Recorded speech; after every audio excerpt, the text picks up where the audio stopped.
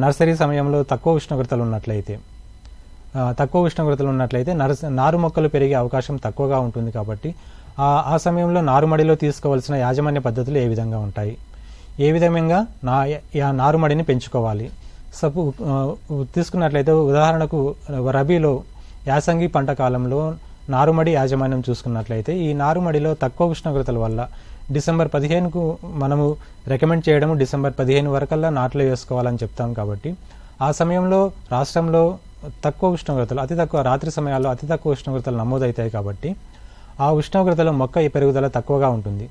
దానిని పెరుగుదల బాగా రావడానికి 25 నుంచి 30 రోజుల్లో నాటు వేసుకోవడానికి అనుకూలంగా ఉండే విధంగా నారు పెంచుకోవాలి. కాబట్టి ఆ నారు మొక్కలు ఏపుగా పెరగాలంటే కొన్ని యాజమాన్య పద్ధతులను పాటించాలి. ఆ యాజమాన్య పద్ధతులను పాటించడం చూసుకున్నట్లయితే ముఖ్యంగా రాత్రిపూట మనకు సూర్యుడు ఉండడు. కాబట్టి ఆ పగటి సమయంలో ఏదైతే సూర్యరశ్మి నేల గ్రహించిపోయి ఉంటుందో ఆ గ్రహించుకున్న నేలలో ఉండే ఉష్ణోగ్రత అంతా కూడా పైకి వెళ్తుంది. కాబట్టి ఆ పైకి వెళ్ళే నేలను ఉష్ణోగ్రతను పైకి వెళ్లకుండా మనము అడ్డుకోవాలి.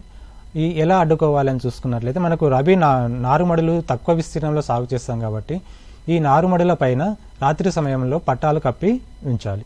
ఈ పట్టాలు కప్పి ఉంచడం వల్ల ఏమవుతుందంటే మనకు భూమిలో ఉండే ఉష్ణోగ్రత ఆకాశంలోకి వెళ్ళిపోకుండా అక్కడే ఉంటుంది. కాబట్టి ఆ ఉష్ణోగ్రత వల్ల మొక్క ఈ పెరుగుదల బాగా ఉండడానికి అవకాశం ఉంటుంది. అదేవిధంగా భూమి యొక్కలో ఉష్ణోగ్రతను పెంచడానికి కొద్దిగా బాగా చివికిన పశువుల పేడ కానీ గొర్రెల ఎరువును కానీ వాడుకోవాలి.